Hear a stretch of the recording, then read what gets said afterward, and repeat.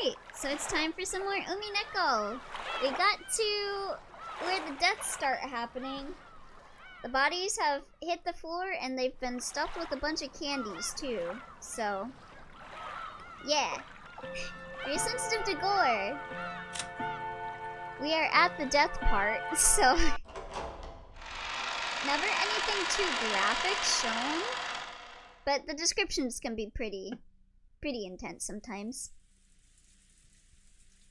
And we were playing with original last time, so we'll play with the new ones this time. They aren't here.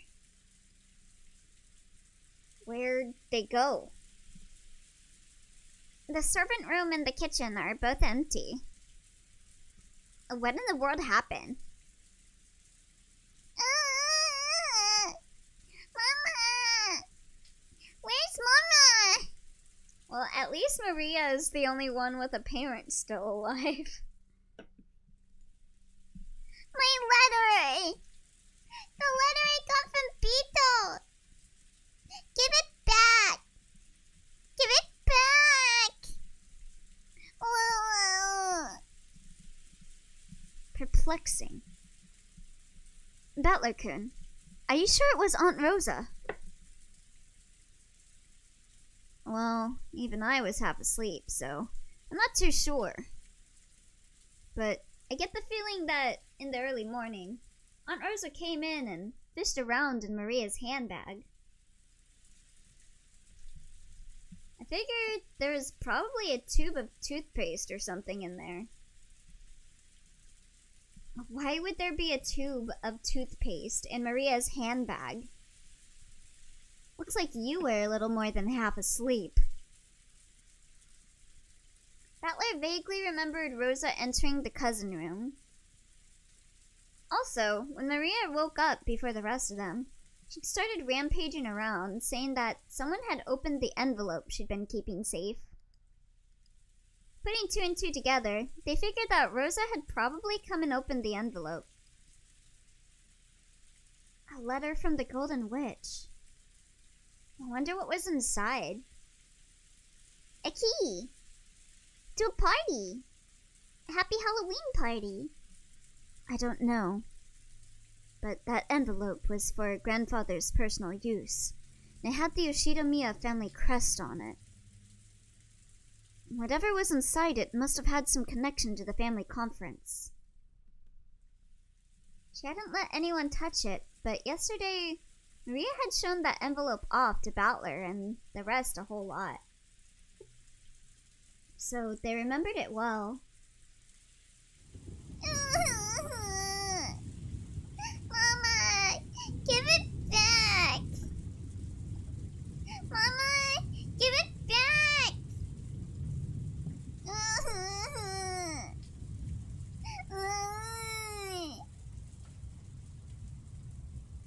Well, if you're right, it'd have to be pretty important. Why would this mighty witch give something that important to Maria? I don't get it. Every once in a while, the refreshing morning atmosphere was completely wiped out by the sound of thunder. It was only natural. Since the moment they'd woken up, they hadn't met anyone else. It felt like only they were left, as if the mansion had become an empty husk. Hey! Anyone there? Answer me! Jessica called out into the hallway, and eventually, an answer came back. It came from the entrance hall. I can hear you. Has something happened? Oh? It's Dr. Nanjo. Thank goodness. Oh, I guess they didn't grab him yet to go see all the bodies. It looked like everyone but us has disappeared from this island after all.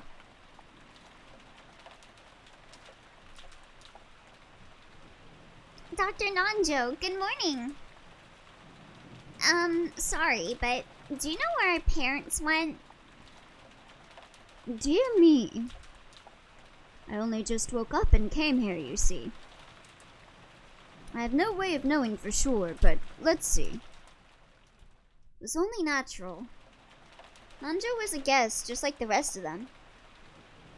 He'd come just now to pass the time in the parlor until breakfast. Dr. Nanjo, Mama took it. Mama took my letter.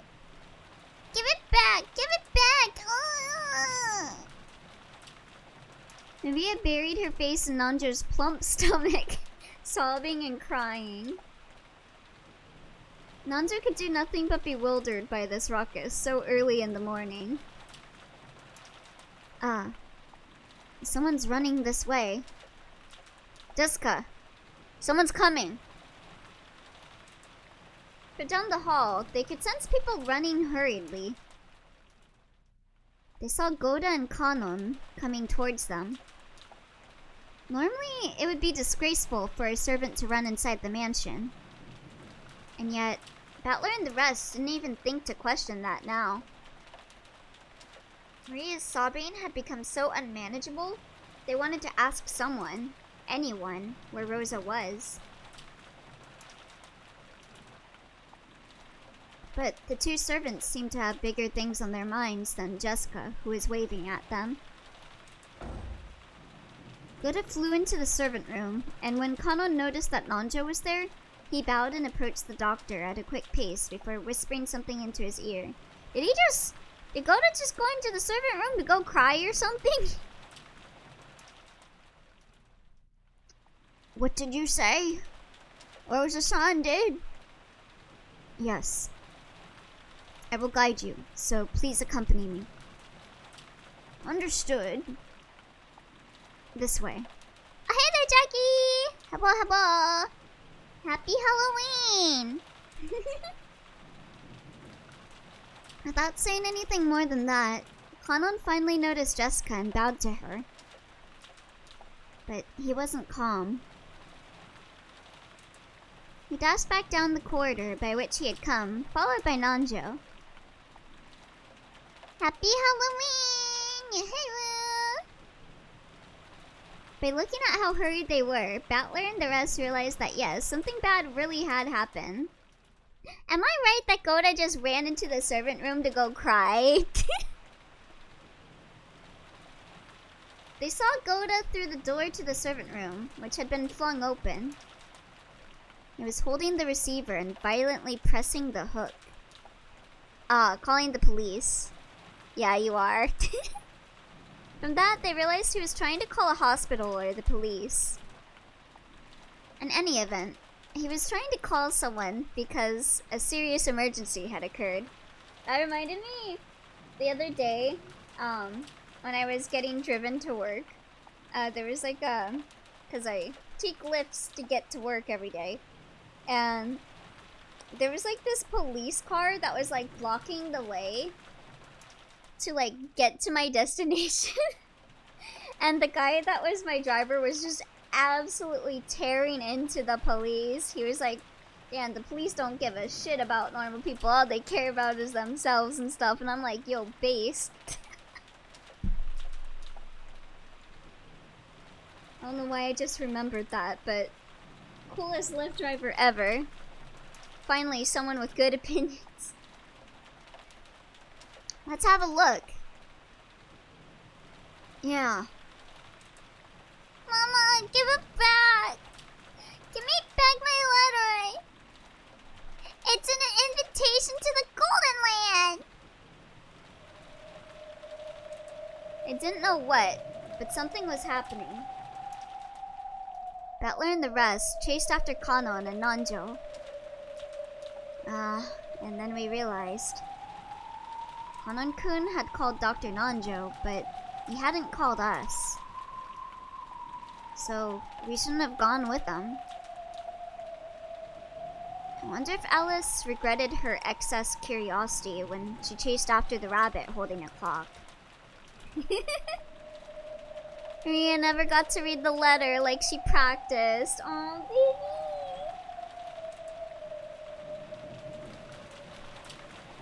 Rosa fucks it up again. Rosa just takes away all of Maria's joy, I swear to God. No, you mustn't go in. You mustn't look. Jessica-chan. No. No. Mother, father. What happened? Well, that's funny. I'm working on something Alice related. Oh, nice.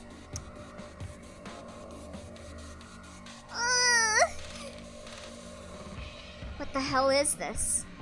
This goes way beyond bad taste. Isn't taking someone's life bad enough? What the hell is this?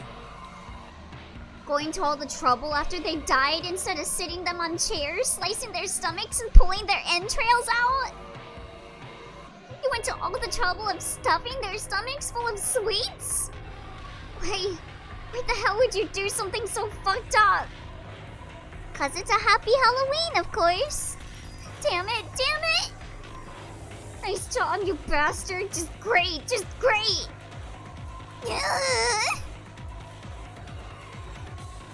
Ooh. We got the good music playing. It would be best if everyone went outside. They certainly wouldn't want you all to see them like this. It's for the aesthetic. Battler, damn.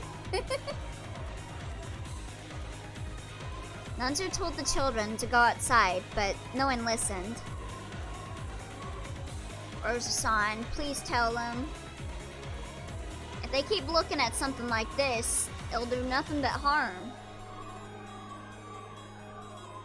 What was the song? Golden Murder, My Beloved?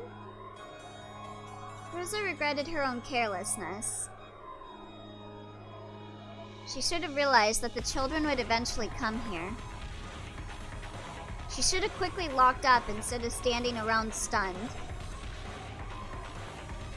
So, the children had come here. They had seen it. Surely, at this very moment, they were having a sight burned into their eyes. It's called Interior Decoration, Battler. Not that you would know anything about it. God, this song hits so hard. Just like Beatrice does when she digs people's entrails out of their stomachs. It was far more grotesque than the shocking meal Rosa had witnessed in her youth. While she hugged Maria, who seems to be too shocked to show any emotion at this gruesome scene, Rosa cried for them and their parents. The four groaning and crying voices, their sadness, continue to echo in a place that should have been God's love.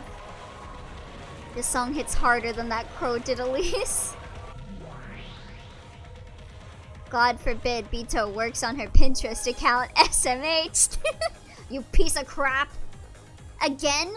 Another one of these murders? So this is Other Dimension Battler. Chess Battler. And this time you made it all elaborate, killing them like it's a total joke.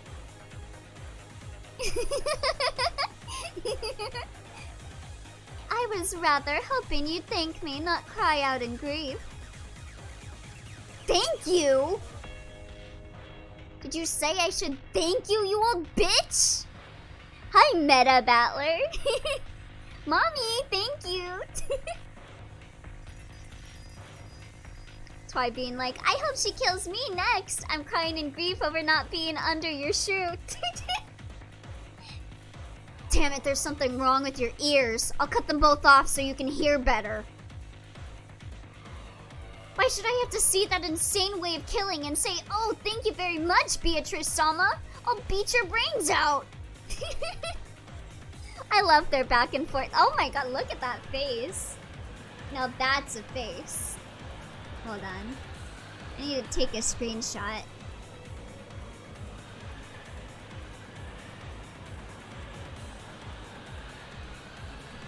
Gotta send this to Barn. That's a good face. Oh, thank you very much, Beatrice-sama. Please beat my brains off. What does this look like in the... Oh, that face? In the last game, you lamented the fact that you couldn't see your parents' faces after they died, yes? So this time, I left them. Didn't touch them. Take a good look, for without a doubt, your father and the rest have been killed. Really? What a nice treat. I'm so fucking happy. There it is. They're dynamic in one picture. I love them. They're great. I swore I'd plow your face after I choked the life out of you, but I'll take that back now. I'll rip out your guts instead. Don't give in to emotion. Don't stop thinking. My game has already begun, right? I decided to leave you neat and tidy corpses this time. Yo, it's her, Beatrice, my beloved. God, I wish she'd glare at me like that. Yeah, how's that look in the original? Ah, I see. She just looks happy in the original. God, I want her to step on me. Okay, but does that mean what I said last time was accurate? Which thing? Do you know why? When you denied my existence in the last game, you used this line of thinking. Their faces were crushed, so the identity of the corpses can't be confirmed. Oh, I was saying that it was weird that the bodies aren't as unrecognizable. Yeah, so she did it just to fuck around with Battler. Therefore, we can't eliminate the possibility that fake corpses were prepared to create an alibi. Unless that possibility is denied, a human culprit's theory can still be built. What'd you say?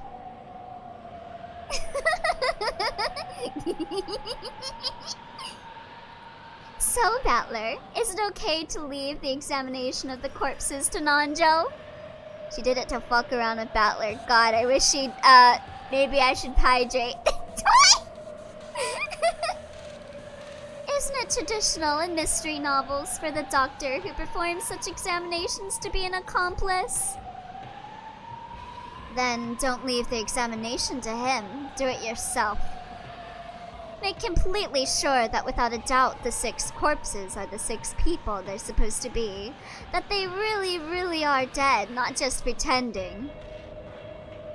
If you wish to confirm that your father and mother have been killed by having their stomachs cut open and their entrails pulled out, you'd better stick your hand inside their stomachs and feel around. Oh, there's the hahaha.mp3.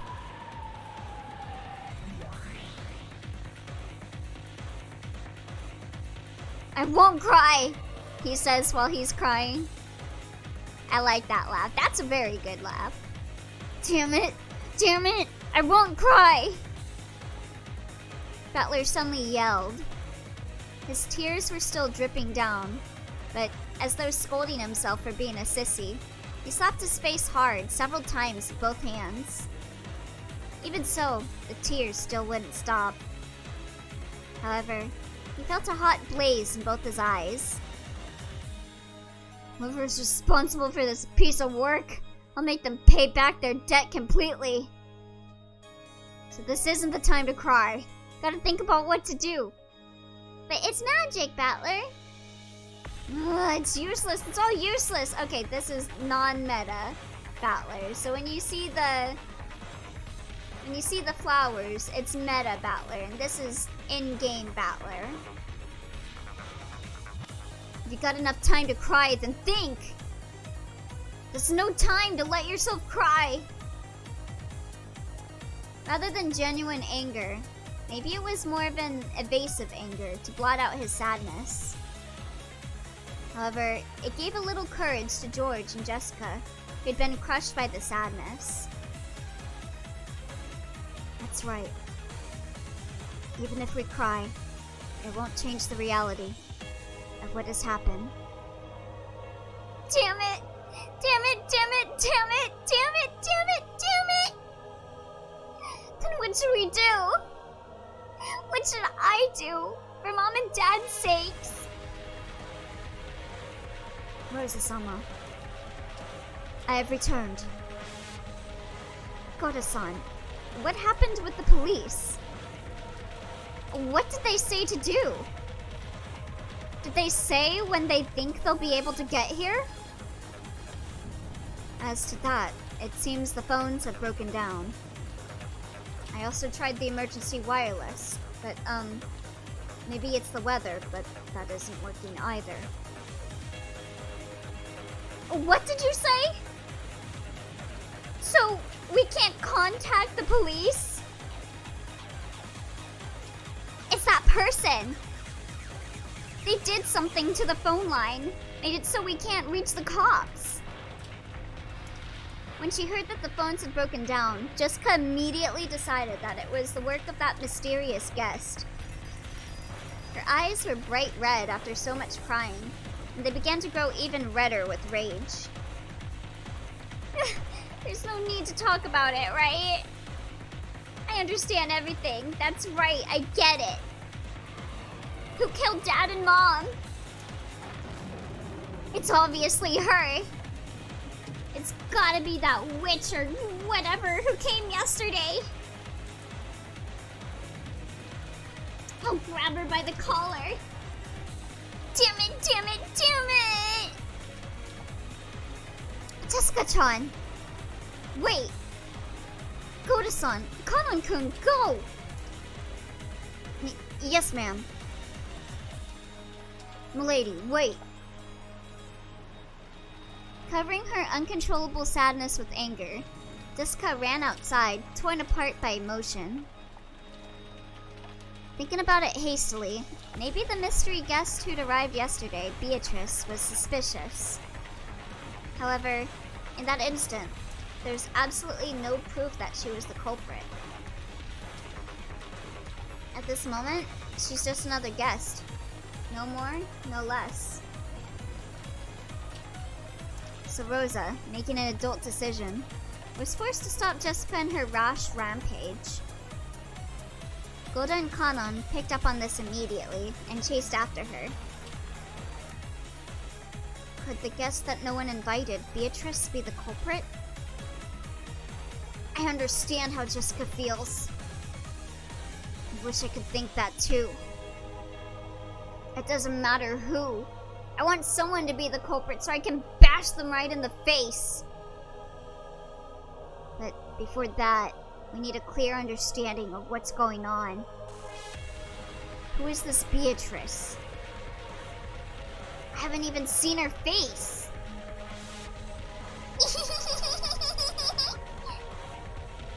If you're looking for her face, it decorates the big portrait in the mansion. You still don't remember after looking at it for so long? Come on, Maria. What's so funny in a situation like this? Beatrice is a witch. And the ceremony to open the door to the Golden Land has finally begun. Those 6 people are sacrifices. Come, let us begin the witch's banquet. Tonight is Halloween, so now the witches will gather to celebrate.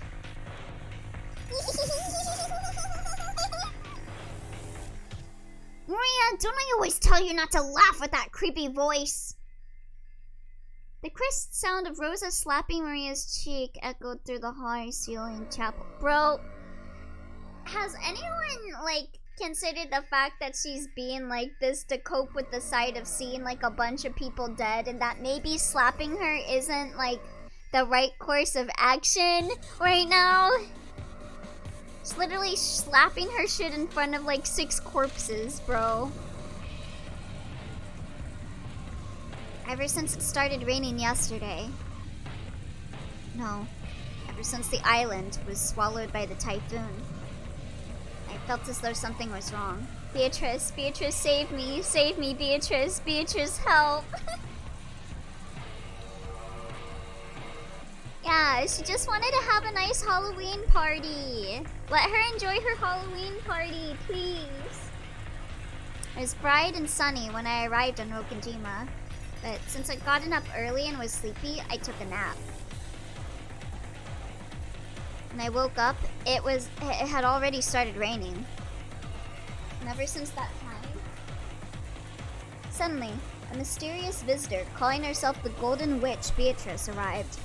I felt like I was sinking bit by bit into a bizarre world, JoJo's Bizarre Adventure.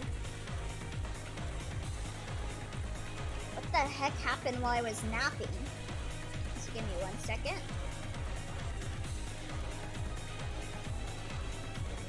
My drink finally thawed out. So I can have my blue Hawaiian cherry coconut drink now.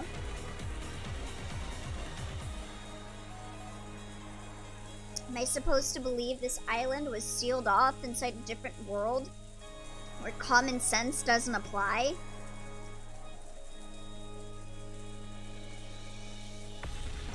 Who is this person called Beatrice? Is some unknown person trying to involve themselves with the inheritance problem? Just like our parents were freaking out about at dinner last night? Or is the culprit this witch from the Legend of the Gold, just like Maria said? Even if we set Jessica's temper aside, given the circumstances, it's probably safe to say that this visitor person is the most suspicious. But we mustn't make up our minds based on that alone. It's useless, it's all useless, Mudada! I smacked my face with both hands again, cooling off my brains before they overloaded. Even though it might have been a wasted effort, this is one of Grandfather's envelopes. Beatrice is my lovely daughter. You have a great daughter. You raised her very well, Mama. On a tray piled up with sweets that decorated the table, George Aniki found a Western envelope that had the Ushida Miya family crest done on it in golden leaf. Grandma? We're not talking about Ramazelle, Twi. And it was unopened. Which means it's probably meant for us, right? If there was something Dad and the others read, it should be open. Seems your reasoning is correct. It's written right here. Someone wrote to those who remain. Is that a letter the culprit left? Well, what's inside? No, you misunderstand? Eh? Jackie is my grandma. And how's she your grandma? Wouldn't she be your... Oh. 'Cause Beatrice is your mommy? I get you. Yeah, okay. Aniki, let's open it. Thank you. I'm glad we're on the same page. I regret that we're on the same page, but I understand. After nodding silently, George Aniki broke the seal. Does that make Elio my uncle? Nah, I'm marrying Shannon. Don't call me in denial. It's totally gonna happen.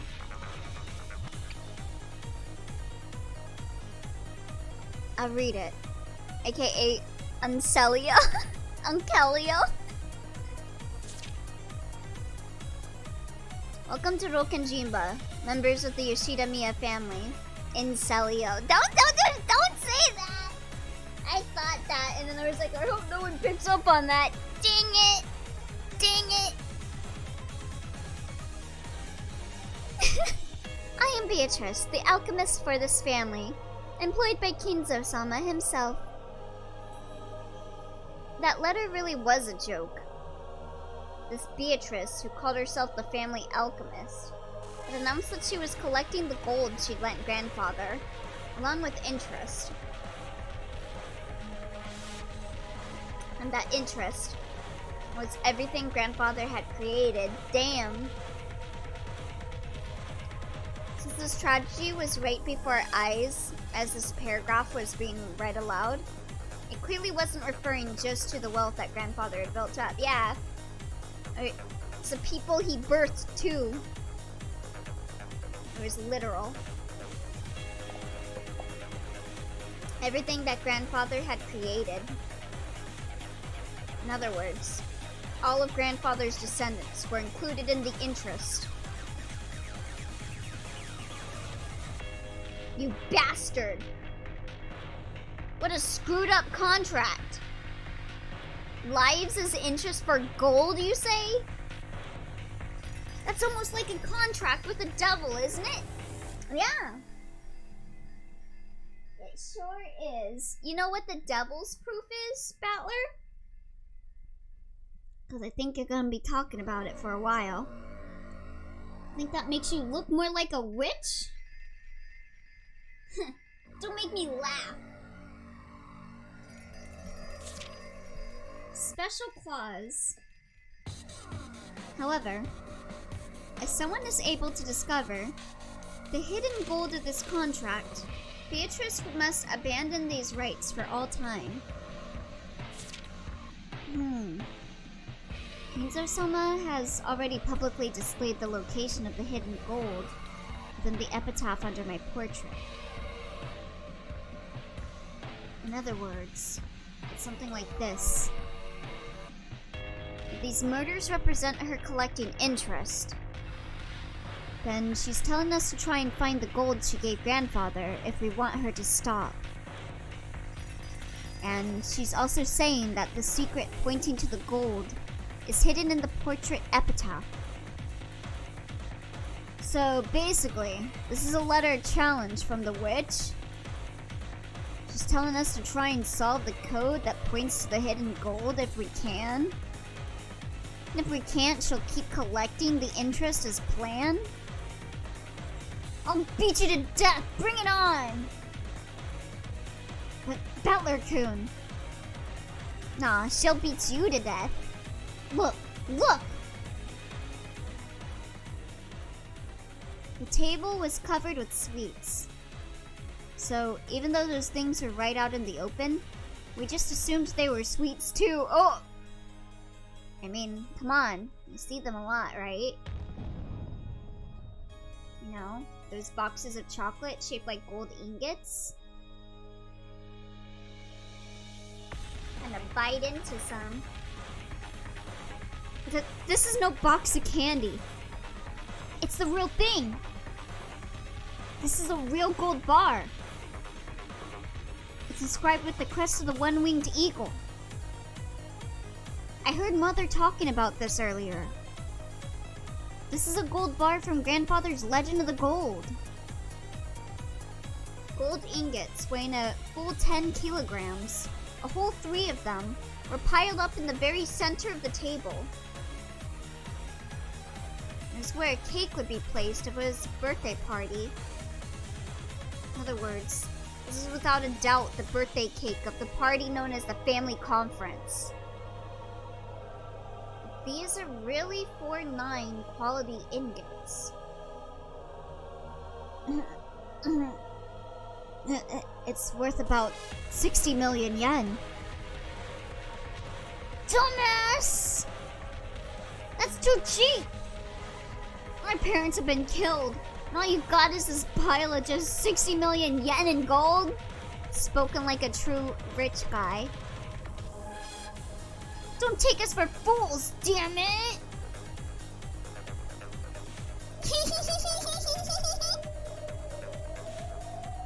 Elio, I know he's saying it because he's, you know, that's his parents. Yeah, his parents don't got no price tag for them. But I'd be surprised if I was worth 60 million. So it has begun, Beatrice. It's not like anyone can solve this riddle anyway. So Beto will definitely win. Quickly, open the door to the Golden Land. No, they got a price tag on the black market. I should really sell one of my kidneys sometime. It's also yen versus dollars. Oh, true. And take me with you.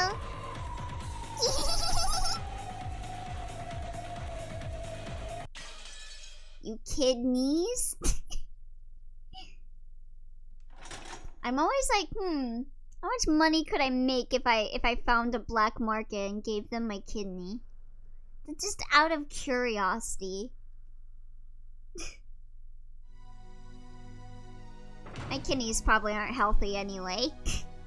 Milady, please, calm yourself. We still don't know who the culprit is. And Beatrice-sama is an important and honored guest of the Masters. So what? If we grab her by the collar, she'll definitely confess. If I can just look her in the eye, I'll know. I'll see through her. A witch? Beatrice? Yeah, right. I'll expose her. She's gonna die soon, isn't she? Jessica never stopped moving. Goda and Kanon chased after her, doing their best to convince her to stop, but Jessica never lent them an ear. Eventually, the witch's VIP room came into view. This VIP room was always sealed and never used. No matter what kind of guest came, Kinzo wouldn't let them in there. And yet, the servants were always made to clean this room so that it could be used at any time. So, the servants had started calling this room the witch's VIP room, after their second shapeless master. Jessica knew about this too, and she couldn't forgive the arrogance of the one who called herself a witch by staying in that room. The Golden Witch was just a fairy tale. Come on, a witch? To Jessica, she was nothing more or less than the murderer who had brutally killed her parents. Question her, hear her pitiful excuses, make her splutter in pain, gasp in anguish. No matter how hard she pretends to be a witch, I'll teach her that she's still a stinking, sweaty human. As Jessica yelled with all of her strength, she hit the door to the VIP room. It definitely wasn't a knock. That sound was the beating of her anger's hammer, as if she was determined to break the door down if it wasn't open. Open up, Beatrice! Come out! You'll hear me, right? Open up! There was no answer. Jessica grabbed the doorknob without any reservation, and she felt the resistance of the lock. She turned around to look at the two servants and spoke. The master key'll unlock this, right? Use it! Milady! That would be horribly rude. Who gives a shit? Although Goda was flustered, he still tried to somehow calm Jessica's anger. After hanging his head silently for a while, Kanon pulled a master key from his jacket pocket. Kanon-san, are you sure? Yes, I'm fully aware it would be rude if she happens to be in there. At any rate, if Beatrice had nothing to do with this incident, all she has to do is give us a satisfying explanation. No, that's right. Exactly. Let me borrow that. Jessica snatched the master key from Kanon's hand and violently shoved it into the keyhole. Kanon's elbow was hurt real bad holding his arm like that for so long, right? He needs to rest that thing down. Immediately, there was a small sound, and she felt the lock shift. Then, without asking permission, she flung the door open. Beatrice! Where are you? Come out! Jessica rudely stepped into the room. The witch wasn't anywhere to be seen.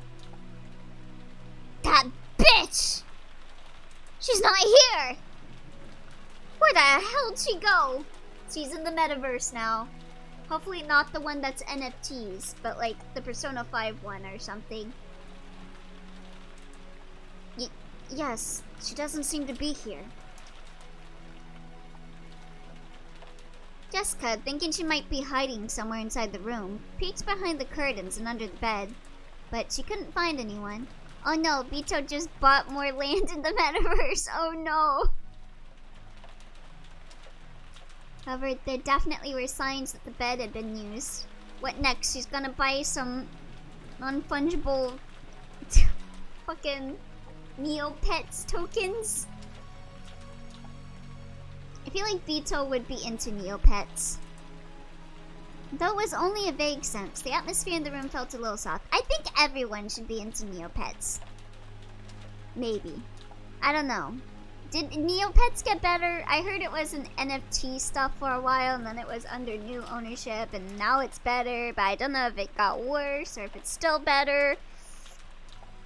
I'm not up to date on my Neopets lore. I just like pretending that I was a hacker on Neopets when I was 10 years old to try and get children to be terrified and give me Neo points. It wasn't the hard atmosphere of a place normally devoid of people like the chapel. Vito is going to Beto the shit out of these folks. No, it's still shit as far as I know. Damn. That sucks. Could definitely tell that someone had spent the night in this room, but she could not be seen. In reality, neither Jessica nor Goda had met Beatrice. They had only been told by those who had met her that she looked like a double of the character in that portrait. So, they were doubtful about what her face really looked like. However, Kanon alone had met her. He understood what kind of being that witch was, what kind of personality she had. So, he knew that forcing their way in here in search for her definitely wouldn't work out. She must be watching us bitterly flail about in vain from somewhere, sneering at us. Yep! With Battler. She's that kind of person. Because he was looking at things that way, Kanon was the first to find it. The other two were concentrating on finding the shadow of a person, so they didn't notice. Near a water jug on the side table, there was a single sheet of letter paper. On it was a short message, and nearby was a fountain pen, which had probably been used to write it. Kanon had already come to understand the witch. After finding the corpses, they'd been overcome by rage and barged in here, only to find no one. So, of course, the witch would mock them.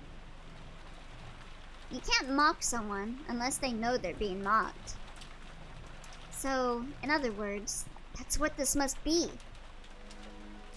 Milady, there's something written here. Something written? What?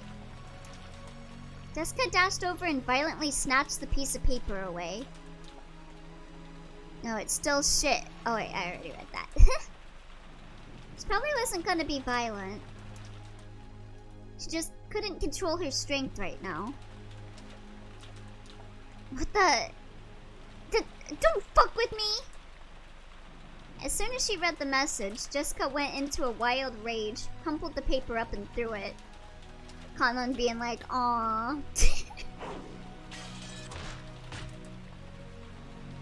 Then she grabbed a light strand by the bedside and violently swung it around, mercilessly hitting the walls and furniture with it. Jesus! The light bulbs all shattered at once, and the fragments were scattered across the room. Well, like, she's got some anger management. Well, I guess it depends on what's written on the paper to why she would get that pissed off. Milady, please calm down. You'll hurt yourself. Let go! Damn it, damn it! Come out, Beatrice! How could you do that to Mom and Dad? You think you scare me? I'll kill you! I'll kill you! I'll beat you to death, so show yourself! Holy fuck, Jessie, temper, girl, right? What was written on that letter? Damn. I told you to let go of me, damn it! This was written on the paper. Did you think I'd be that senile to just sit around here waiting for you to come barging in? You're way too inelegant for this intellectual night. I can only imagine what the parents who raised you to be such a moron must have looked like. Damn, okay, Beatrice. Holy shit. Damn, Vito, nice. Yeah, no wonder she got so pissed off. Jeez. Oh, right, I saw them, and they look just as moronic as you. Now their bellies are full in the land of sweets. It was the sort of thing that witch would write. It meant she'd predicted that one of the children who'd lost their parents would come running in here. She's hiding somewhere in this room. She must be rolling around laughing now. Witch was that kind of person. She sneered at people's misfortune, using it to starve off the boredom of 1,000 years. Hand it over. I'm telling you, you'll hurt yourself. Can you stab him with like a glass shard, please, Jessica? Just like let your temper tantrum hit him. Can you just kill Goda, please? I told you to let go. Damn it! Damn it! Ugh. Goda snatched away the light stand Jessica had been holding. Damn.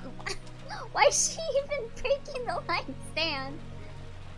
I get she's frustrated, but girl.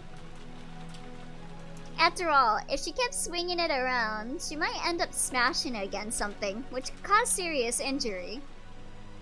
To Goda's eyes, Jessica probably looked mad with rage, burning herself up with the flames of anger. Question, why do you hate Goda so much again? He's a little bitch. He was mean to Shannon. He was mean to Shannon and Canon, because he thinks he's better than them. And like, put them in situations where they had to like, pick up after him because he thinks he's so much better than everyone. Don't like those types of characters. He's been on my shit list. He's like one of my old co-workers. Shift the blame onto someone else. Akanon's eyes saw it differently. Those are probably tears of sadness hidden by rage. So, when the light stand was taken from Jessica, actually, he is in your shit list. He is!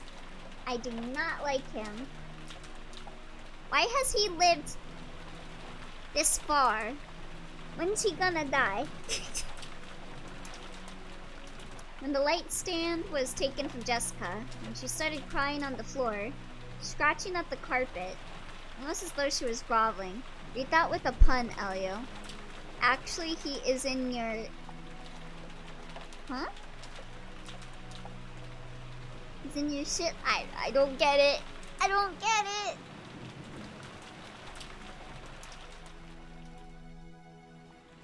Goda was surprised, but Kanon was not. He's in your shit. I don't want him in my shit. That's disgusting. Goda was surprised, but Kanon was not. Of course. She had lost her means of crying by lashing out in rage.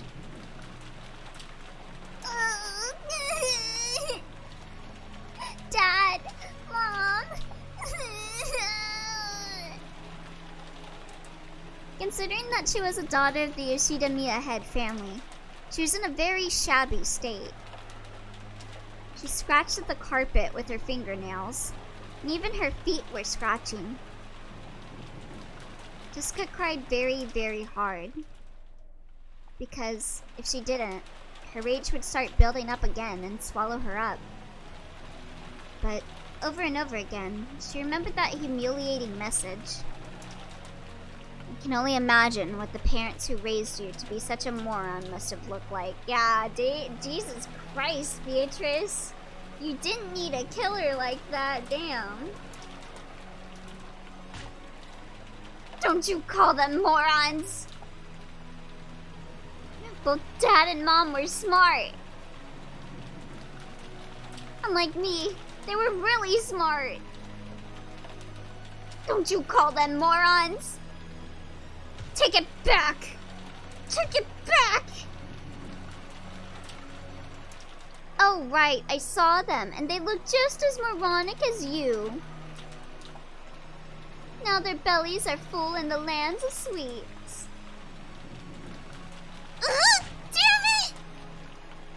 I'll kill her and slice open her stomach and see how she likes it.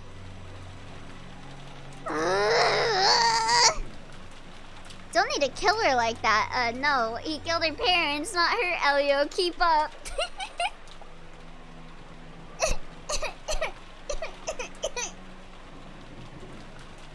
As Jessica cried and screamed, she triggered an asthma attack. Oh. The servants watching over her hurriedly ran up to her and rubbed her back, but that only provoked Jessica's wrath. The hell? Have you got the time to do that? Search for that bastard! Find him and bring him here! If you won't go, I will! And I'll kill him with my own hands. I'll slice open her stomach.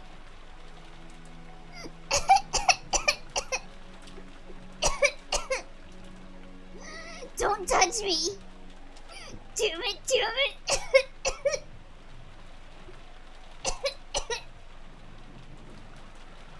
Jessica got up unsteadily, and as her asthma continued, she went out into the hallway.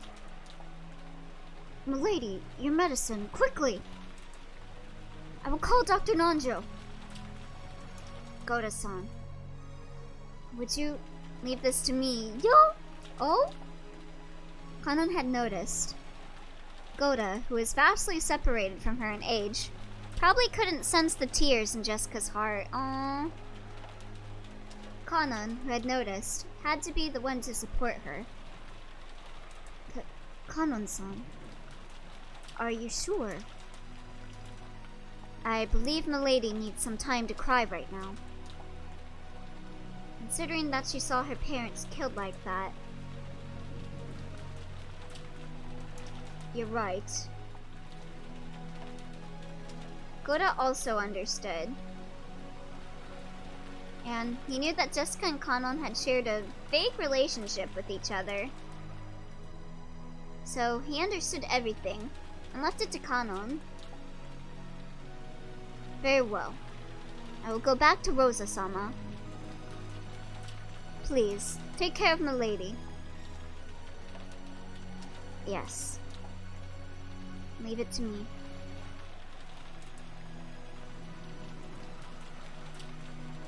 Kanon's voice was frail, but he nodded firmly. After looking at his eyes, Goda nodded firmly as well.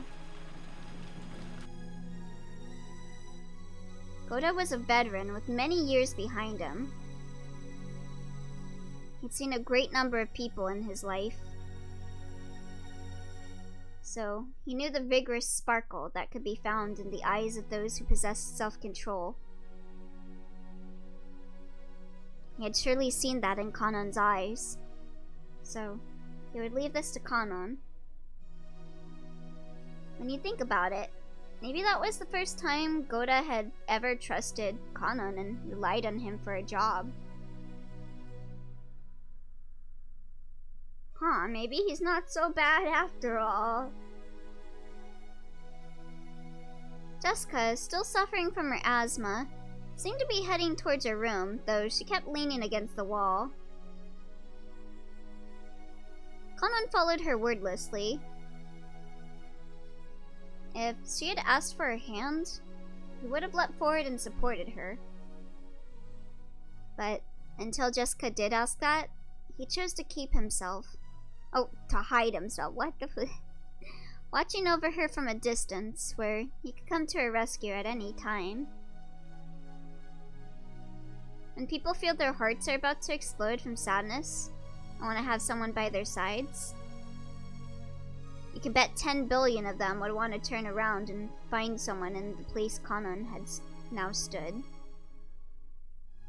As he watched over Jessica from behind, then finally, she doubled over in front of the door to her room. The asthma attack had stolen all her strength, and her thoughts gotten hazy from the lack of oxygen, making it impossible even to stand up again. But right then, Jessica didn't think she wanted someone to lend a hand. She still hadn't been able to overcome the flames of anger. Even if someone had offered her a hand with good intentions, Jessica would have wanted to tear it off right then. Oh, is there no art time at the moment? No, because it's a subathon. So, I'm not ending for a while. She knew how unfair that would be. So, she definitely wouldn't ask for help until she overcame the fiery anger burning inside. Let me send you this directly then? Oh? Oh? Jessica had probably lost the willpower even to call for help. Nani? But Kanon heard it. He definitely heard it. Kanon definitely heard that voiceless call for help, one shared by miserable grievers the world around. An endless scream that no one else ever seemed to hear. Oh. What got sent?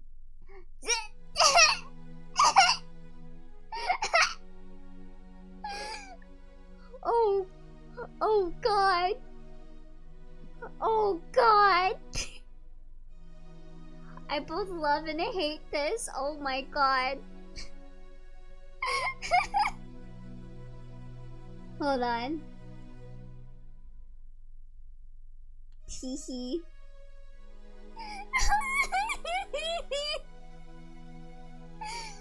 This is by Magi. Just bought more land in the metaverse. God. Terrifying.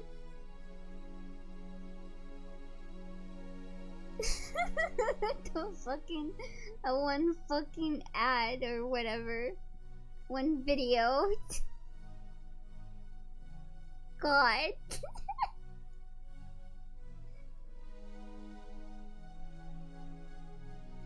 Alright, back to Jessica being depressed over her parents dying. Just bought some land in the metaverse, Jessica. What did you get? Dead parents. Kanon quietly knelt by Jessica's side and wordlessly offered her a shoulder. I just bought more land in the metaverse. Though Jessica kept coughing painfully, she accepted it, unlocked the door to her room, and entered. This way. I'll prepare your medicine right away. I really do like these two's relationship. I don't like George and Shannon, but I like Jessica and Kanon.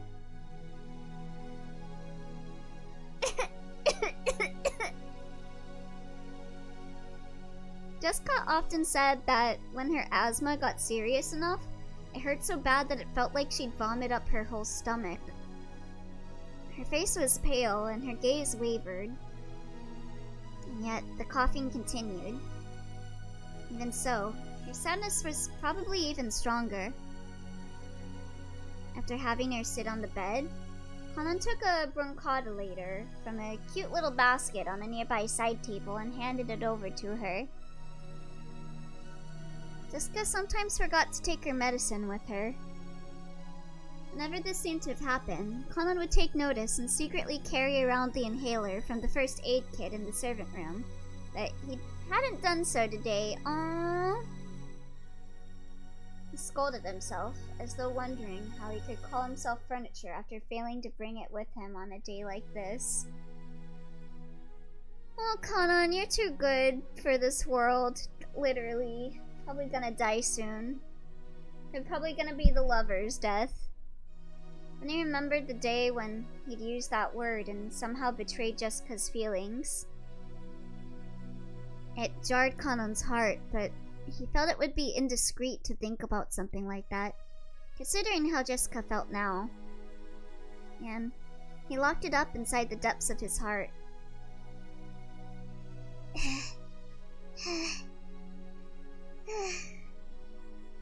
When she inhaled her medicine, Jessica's wild breathing calmed down bit by bit, and she was finally able to regain her composure. But she lost too much strength and willpower to get up from the bed.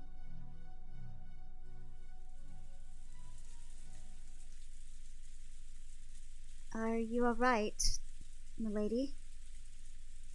I'm alright. I'm all messed up over Mom and Dad, but after I cry a bit more, I'll be alright. Conan regretted his poor choice of words. Did he really say, "Are you alright" to her? Yeah, I don't think she's alright. She just saw her parents dead in a very brutal fashion. That's gonna traumatize her for life. Yeah, I don't think she's okay. Was he really that clueless of the pain in her heart? This is what made him furniture. This is why he couldn't become human. I will be in the corridor. If you need anything, please call me immediately. Conan understood that she still needed some time to cry alone. She just needs to pull herself up by her bootstraps. These boots are made for rocking. That's just what they'll do. On these days, these boots are gonna walk all over me too. He told her to call him at any time, bowed, and tried to leave the room.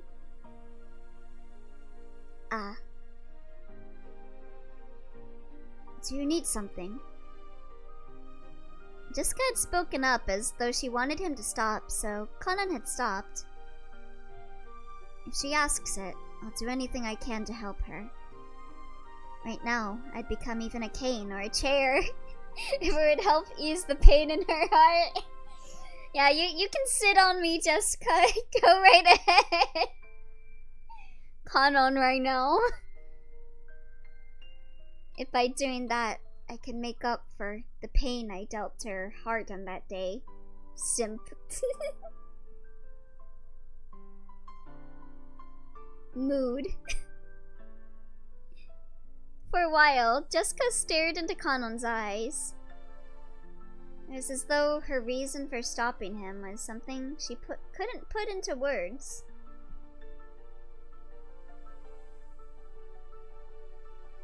For a while, neither spoke. Jessica broke that silence. With a small voice. Sorry, I said the wrong thing. Would you like to sit on me to feel better? That does sound like something you'd say, Twilight. I'm sorry. It's nothing. Could you tell Aunt Rosette that I want to be alone for a while? I won't let you be alone. Uh-huh. I won't let you be alone. So, I'll be in the corridor. Aww, I really like them. Please call for me. At any time. For just an instant, it looked like some kind of hope had flitted into Jessica's eyes. But it was very faint, and disappeared like the first snow on the surface of a river. Thanks. Let me cry alone. For just a bit. Yes. Excuse me. Kanan bowed once again and closed the door. Aw, that was sweet. He thought those words of his would give her some courage. But now, it felt as though they'd actually hurt her for some reason. Why? He didn't know. Surely that was because he was furniture.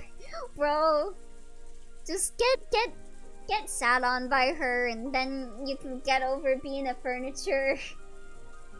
That was why he couldn't grasp human sadness even now.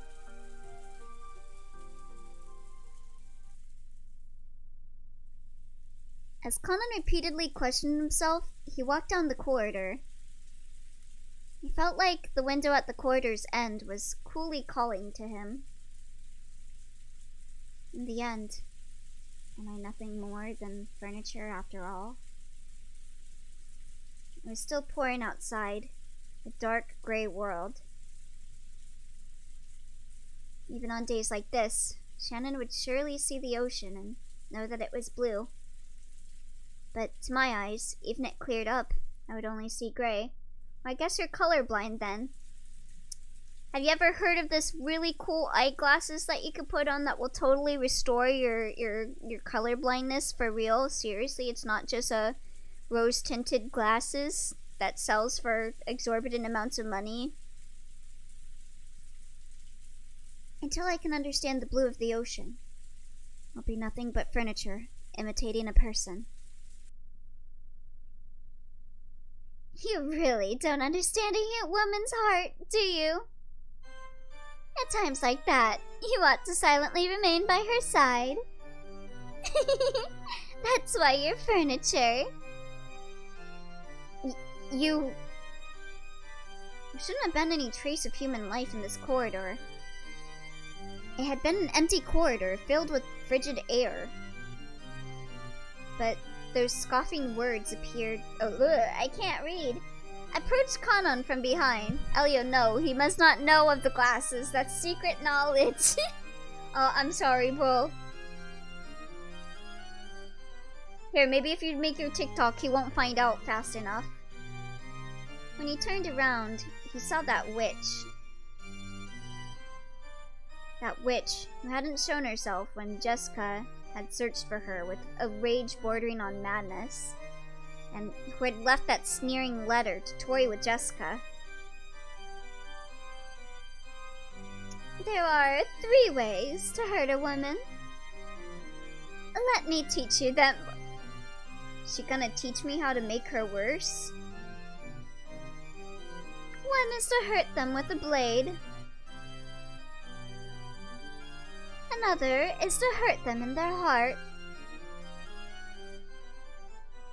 The last way is the most difficult and most effective method of hurting them. And yet it can hurt them without you even realizing it.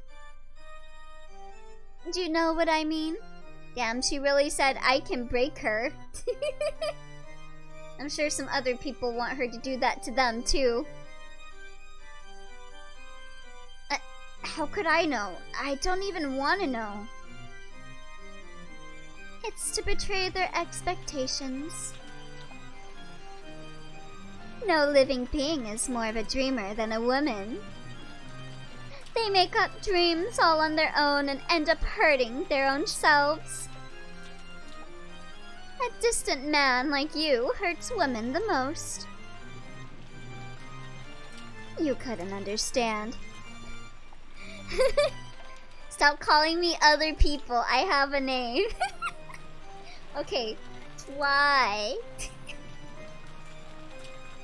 I have no idea how deeply you've wounded Jessica. After all, you're furniture. Women in chat, tell me, is this true? Are there any women in chat right now?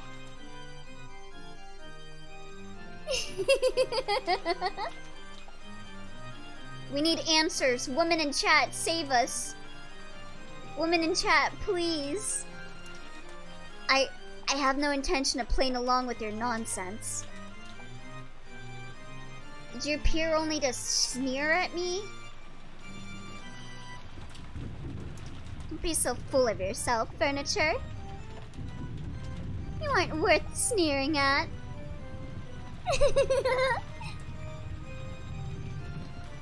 Still, though you may not be worth my time on your own, if the two of you are gathered, that's all I need. God, I'm so jealous. The pleasure that comes from laughing at the fates of young couples never tires me. What did you say?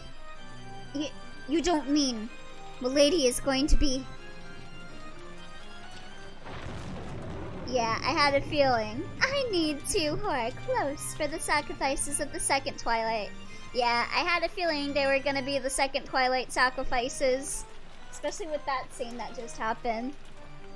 Damn, she already be shipping them. She's shipping them so she can kill them. The two of you truly are convenient. Oh, wait. Don't misunderstand. Milady and I don't have that kind of relationship. Even though you both wish for it to be like that. We can't become the sacrifices for the second Twilight.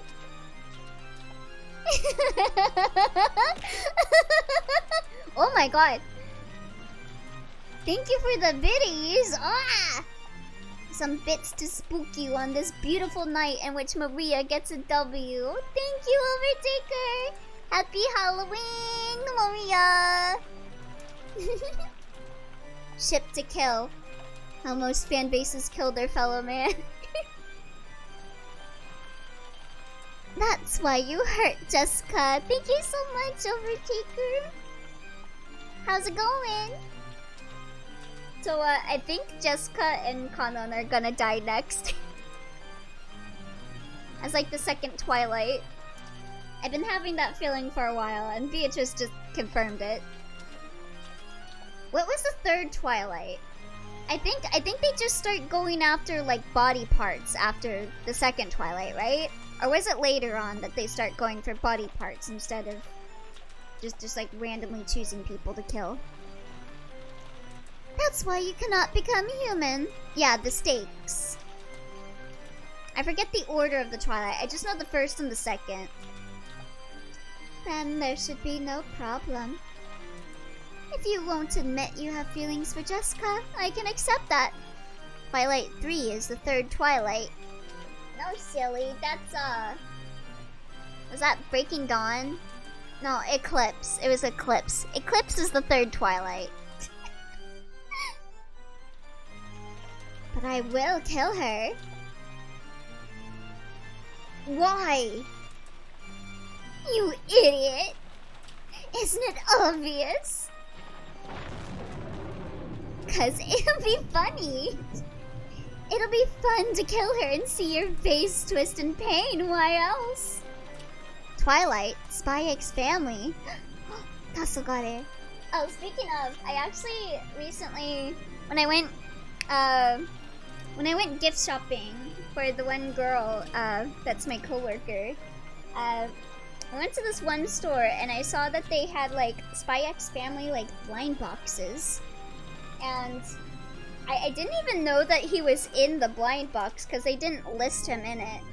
I was really scared I was gonna get like an old guy, because like the list had like Lloyd, Anya, and all that. But then they also had like this one old guy, and I was like, please don't give me the old guy. I wound up getting Damien. And he wasn't even on the list. I guess he was like a secret character. Just doing it for content. Just gonna rake in all the views. Following the rules of the ceremony, 13 people would be sacrificed on my whims. Gonna read some manga when I go to my mom's later. Ooh. How elegant! However, there's no rule that says I can't kill more. If it amuses me, I can kill any number of people. So I will. Make me laugh as hard as I can, Kanon, the furniture. At that time, Kanon definitely heard Jessica scream. What kind of chanting is this? We got satanic chants? That's who's gonna call Kanon a furry. Kanon the furry! And he blinked and looked down the corridor. The witch who'd supposedly been there so nonchalantly just a second ago was gone. Damn, his last name is Furniture. Ooh. This is some good music. Kanon's persona is an owl. At the moment, he was standing there all alone in the corridor, doing nothing. And the person he wanted to protect was asking for help, from far away in that direction. Don't ask why, it just feels right. You know what? I do think that is his government-assigned persona. You're so right for that, Moggy. He does feel like an owl. It was obvious what he should do. He's either like an owl or like a wolf. Because everyone's a wolf. Or no, he wouldn't be a wolf. He would be a dog or an owl. Hoot, hoot. The song feels like it's hooting. It wasn't logical. It was an electric reflex. Without a trace of hesitation or distraction. There was a person he wanted to protect, and she was asking for help. And at that moment, he genuinely wanted the person by her side to be him. When he flew into Jessica's room, the scene that greeted his eyes was a bizarre one.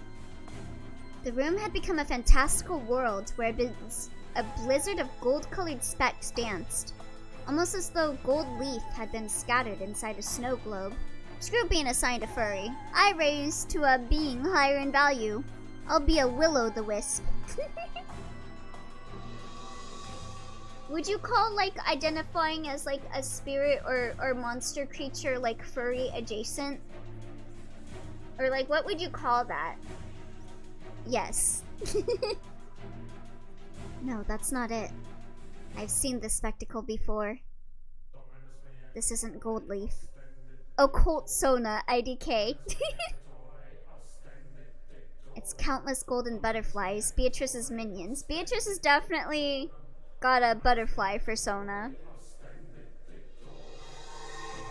Jessica was surrounded by countless butterflies, waving her hands around, trying frantically to drive them away. For sure. Milady! Kanon could help! Kanon rushed towards Jessica and violently brushed the cloud of butterflies away. The butterflies, which were sickening despite their beauty, surrounded Jessica's face, trying to crawl in through her mouth and nose. Oh, Jessica choked violently, almost as though the butterflies were triggering an asthma attack, mocking her. Oh, holy fuck, yeah, damn. I feel like Jessica is more of a dog than Kanon. You're right, she'd be like a golden retriever. But when Kanon ran towards her, the butterflies stopped attacking and began to dance an elegant rondo around the pair. Maria would be like one of three things. I'm getting like the scorpion, I'm getting like a bear, or like a cat. Like maybe some like really like not just like a normal cat, but like one of those like really rare like wild cats, you know, like a bobcat or something. Maria would have multiple personas for real. She would. Kanon-kun. A cow? Cause those big Who are you talking about, Annabella? We're talking about Maria. It's okay. While there's still life in me, I won't let anyone lay a finger on you.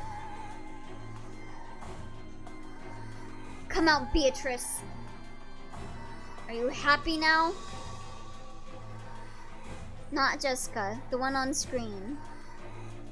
Oh, I thought you said the maid. Yeah, Maria's the little girl. Yeah, Shannon. Shannon is the maid. Shannon is the maid. As he stood guard in front of Jessica, who was using her inhaler and seemed to be in pain, Conan yelled into the empty air. Sorry. It's all good.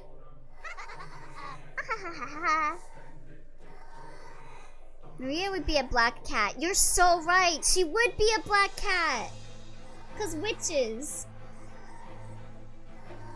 And when he did, the empty air did indeed laugh back, satisfied.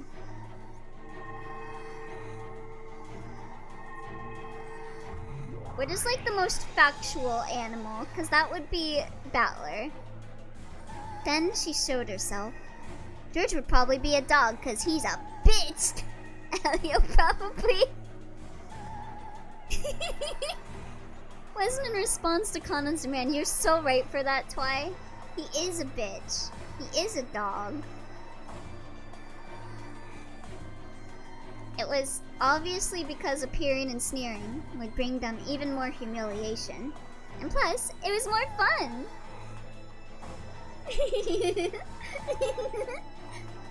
If we go with multiple, then she would be a chimera.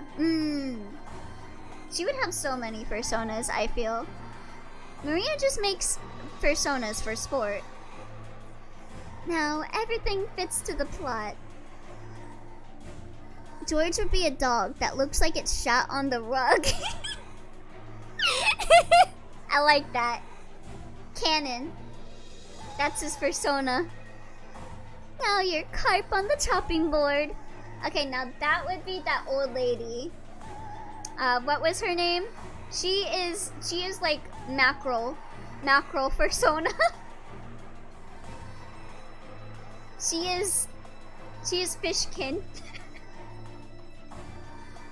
No, since we got a pair of you, should I call it duck with green onions?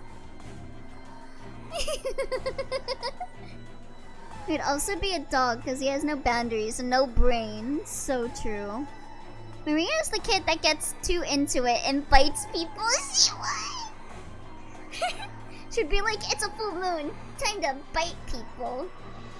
And she'll be like she'll bite someone and they'll be like, what the fuck, Maria? And she'll be like, I'm sorry, I have rabies.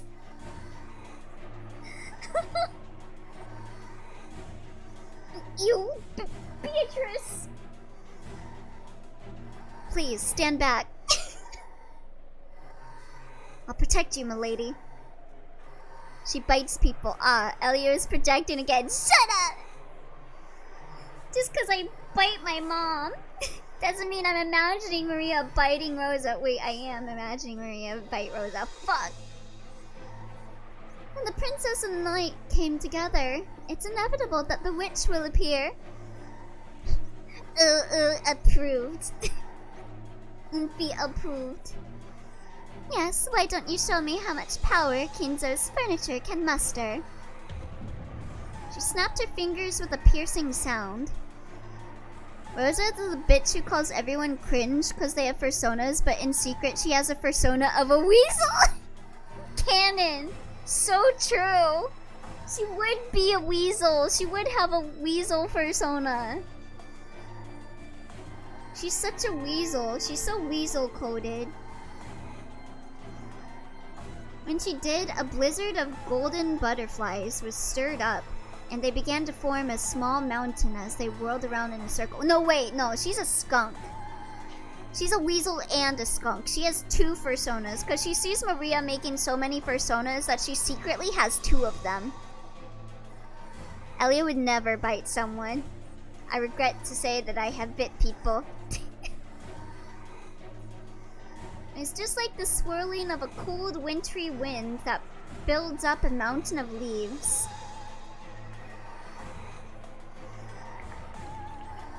Whomst? From that mound of gold, a hand sprouted, and it appeared as though a resident of the world below was crawling up from beneath the ground. That Gouda cheese?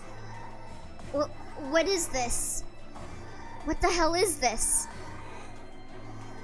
Jessica couldn't comprehend what she was seeing right now. and her mouth kept flapping open and closed. It was the bite of wisdom, seen in those trying to understand something incomprehensible. Holy shit! Oh my god. It's a fursona! Shannon would like maybe a dove. I could see that.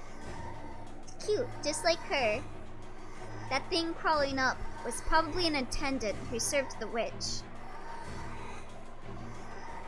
It appeared to be wearing a uniform, suitable for one who served. But its face was wrong. Oh shit, fursona real! It looked strange. Who served the witch? Lucky! It was covered with pitch black hair, breathed rotten breath, and its eyes are filled with the same strange subterranean glow as lava. And to symbolize its non-human status, it had 2 horns. It's Baphomet! Love that persona. It was the figure of a goat-faced attendant who served the witch. Persona! Shoots self and summons a persona. Just like my Vidget games. By now, Jessica had no idea what she should say. Wait, weren't all the stakes named after, like, demons? So, was she, like, literally summoning, like, servants to stab them? All this happening in front of her couldn't be explained with common sense, and she couldn't do anything except open and close her mouth. It's me, basically. It is! It's Muggy! It's Goat! Jessica hadn't realized. She hadn't realized that this island had already been cut off from the rules of our world. But there were some things even she could understand. This goat attendant served the witch and was after her life. Ah, Moggy, the 7 stakes. Wonder if there's a rabbit one. Apparently, the witch had already given it the order. She was looking at Kanon with an expectant gaze. She looked at him with an expectant and therefore challenging gaze, as though asking him how he intended to protect this maiden. Though the attendant had looked especially bestial while crawling to its feet. You could see it in the way it carried itself that it possessed more than enough grace to be worthy of serving the Golden Witch. And you could tell that it was overflowing with the joy of furniture wanting to meet its master's expectations. Well then, why don't you show me? Let's see the power of Kinzo's furniture. This time, don't get the wrong idea, okay? Don't forget that you're furniture, got it? If you try to continue playing the human even now, this won't be settled by your death alone.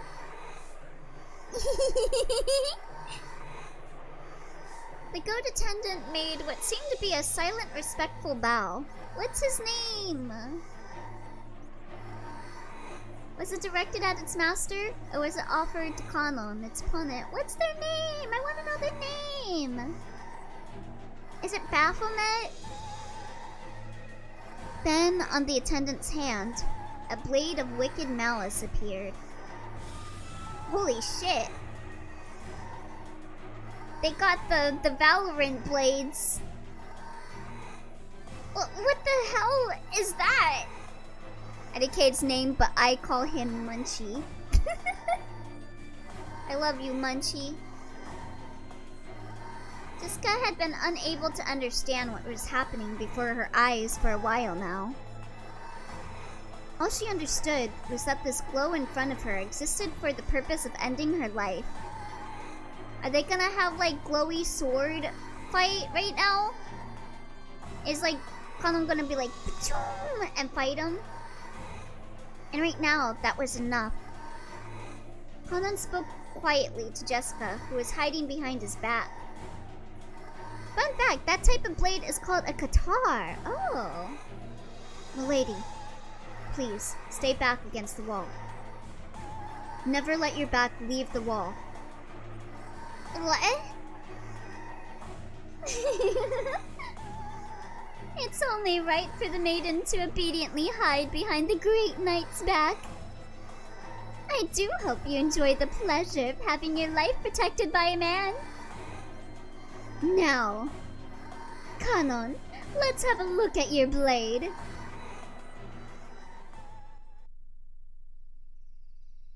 Oh? I mean, his arm does look like it's prepped to have a guitar. Yo, let's go! That's why his arm's been uncomfortable for so long. It's been housing a light blade. Beautiful. But, like, what? Why has he got a light blade? Does Shannon have light blades too? 'Cause she's furniture? At least when it comes to giving birth to furniture, Kingzo might even reach up as far as my feet. A thing like this can even be used to trim the roses. Okay, Kanon-kun, what? I didn't want to show you. Okay, so this is like the full-on confirmation that furniture aren't, like, totally aren't people. They're, like, created. Or something. Magically created? Like homunculus or something? So, you've taken it out. Dude, if furniture has such power, I want to become furniture, right? I wish I had a sword blade. How does it feel to expose your subhumanity in front of the girl you care for? Ooh. Love this music. Be silent. Why are you talking like you're Soren from Fire Emblem?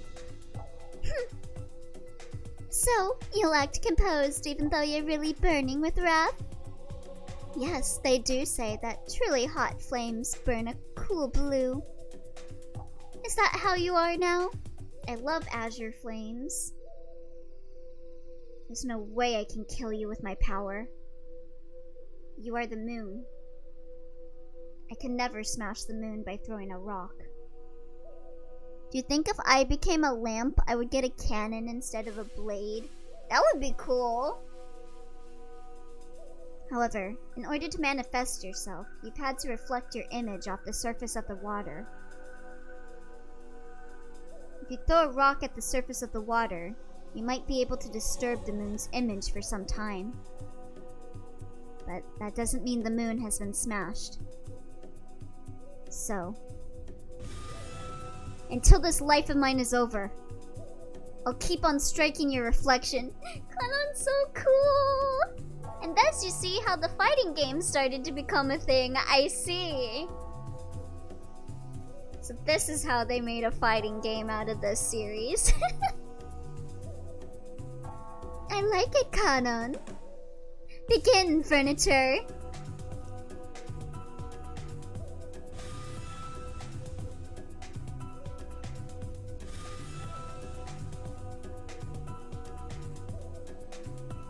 Well, they had to have some sort of fight in this series. Just like with the hatchet. Oh my god, that's... Sorry. Sorry for the flashing lights. I'm sorry, Adamo. Huh. What a beautiful curve. The witch's words of admiration broke the silence. And for just an instant, they broke Jessica's paralysis. Am I dreaming?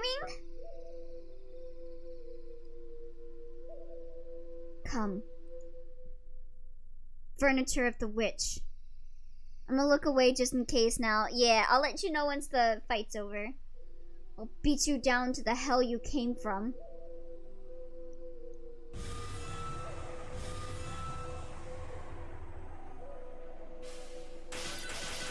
Yeah, good thing you're looking away. Holy crap. Jesus. I want to be the witch's furniture. Oh, he's bleeding. A strand of red had been left on Kanon's cheek. The The witch saw this and grinned broadly.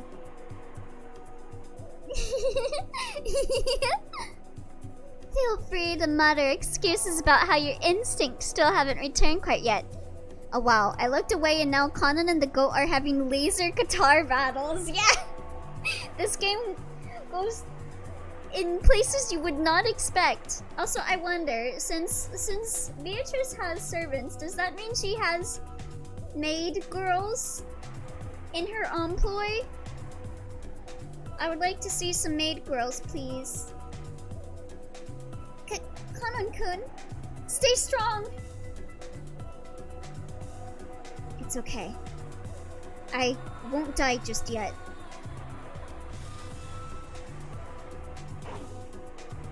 Oh my god. I want to be Beatrice's maid. Same. I think... Oh shit. He just got sliced in half. The curve drawn by the goat attendant's blade drew a large arc in empty space. I think to safely assume that all batters and later debates will have flashing lights. Kanon wasn't there. He was behind it. Oh! Did he like hide or something? Holy shit! Go back and await your master's return. Die. So cool! God damn. He just like teleported. Nothing personnel, kid. Pulled a quick step. If this battle of drawing sparkling curves was chess, anime as fuck. Then Kanon coming from behind was check. Ah. And press and press and press and press. This is supposed to be a death game, not a hack and slash. Okay, maybe he is a wolf.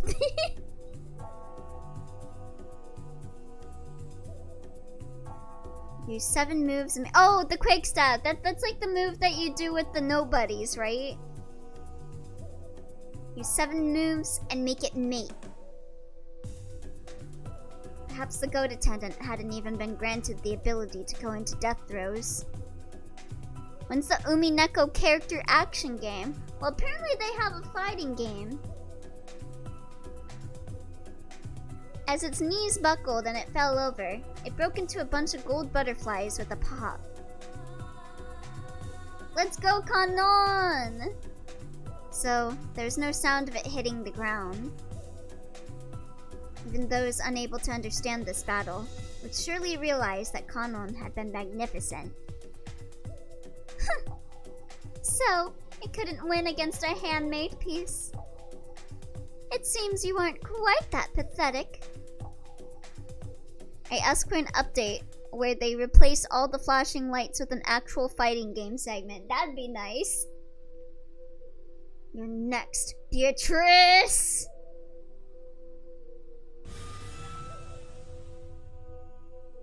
The instant Kanon's blade sliced diagonally through the witch's form like a knife through butter, she turned gold and burst. Grr grr grr. Why is Harvestella still like $45 on sale? Jesus! That's still a lot, God. They know it's too good. She scattered into several thousand gold butterflies, and for just an instant, the room was filled with the color of twilight. It was just as Kanon himself had said. Slicing Beatrice was just the same as slicing the surface of the water, where the moon was reflected. The witch's form, with an ordinary expression on its face, as though she'd been there the whole time, was right behind Kanon. Nothing personnel, kid. At least Kanon was praised by Beatrice. That's a good way to go. Yeah, that's probably high praise coming from Beatrice.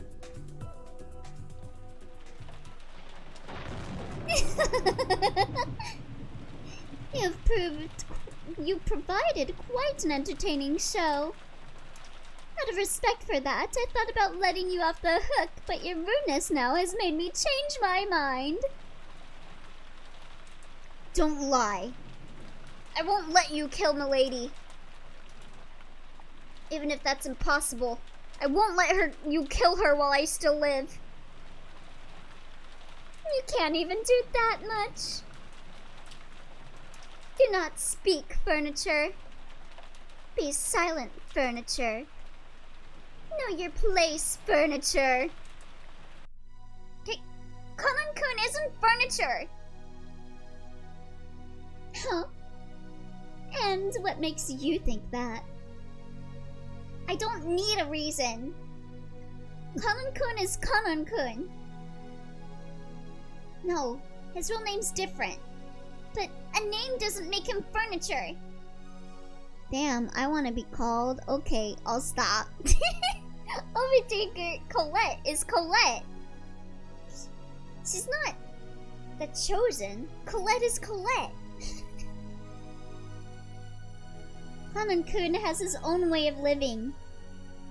No, don't take away his power just 'cause you stupid fuck. No, he's gonna be fueled with the power of love, which is the one magic. That's a noble thing, and it's something he gets to decide for himself. I let Beatrice call me a seat. Same. Y'all down bad. You say he can't have an opinion because he's furniture. That he can't live his own life because he's furniture? So do what you call you? That's wrong! Milady, you mustn't provoke her. No, I've gotta make this clear. Kanan-kun isn't furniture. He's human.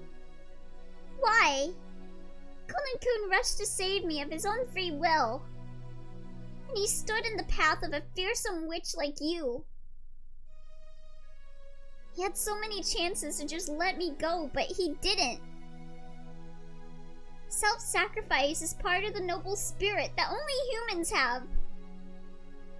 I wish I could be Beatrice's thank you, Matt. Brother, slow down, buddy. Because I'm not saying welcome. Are you gonna say it like the game from this morning said welcome? So take it back. I'm saying thank you for stepping on me. Holy shit. Don't you call Kanan-kun furniture again. Milady.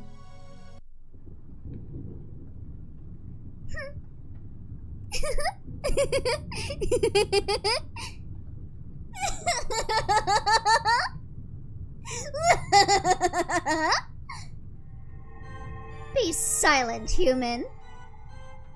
Let's end this quickly, since this is still just the second Twilight after all. When can I put on the lobster costume and put these people in the horny jail? Go right ahead, dancing lobsters. Take them away. I shall sacrifice the two who are close, who have acknowledged each other's dignity. Well then, arise, forgive the sin. One of the 7 stakes of purgatory, lust. The witch summoned her furniture with a mixture of laughter and anger on her face. I'd let Beatrice lock me up. Hey, yo! Yo! She's got the fucking Angel Mort costume on. Come on, 7th expansion, can you let the frilly panties rest? Oh no, I think Autumnella likes Asmodeus. What'd she look like originally? It's kinda cute. What is that face? Holy shit! Hey yo, Adam! No, oh, you did it for Elio. Asmodeus. Asmodeus of lust. Not the crotch frill obsession, no! We got our maid, let's go! Where is Bonk Chat? No! Jackie! It's fucking Angel Mort all over again from Higurashi. Why does this guy love panty frills? Right here. I think I know where this is going and I am very excited. Oh, stop chat time. Right, chat. Time to go to horny jail.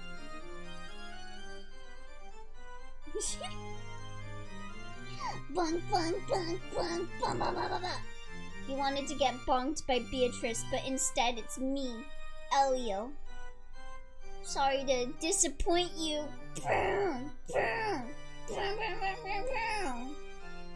Think Overtaker. Also, I can't seem to find it, so I accept this. You can't stop us with your bonks, but I can certainly give you head trauma. But yeah.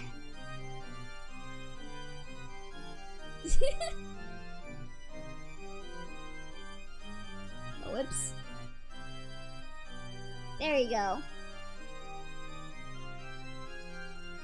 Asmodeus of Lust, huh? I've had enough of this farce. Does she have like all of the seven deadly sins as maids? I hope so. Quickly execute the second Twilight. Don't keep me waiting, got it? As you command. Another weirdo's shown up. It took Conan less than an instant to understand. That goat face from a second ago had been nothing more than a pawn to the witch. However, this newly summoned furniture was a game piece with a vastly different value. It's a horsey. Wow, I must be lucky to be given such wonderful prey. You scared? How cute. Yep, all the stakes are a sin and a ref to Dante's Layers of Hell, but the Catholic 7 sins based off the OG 9.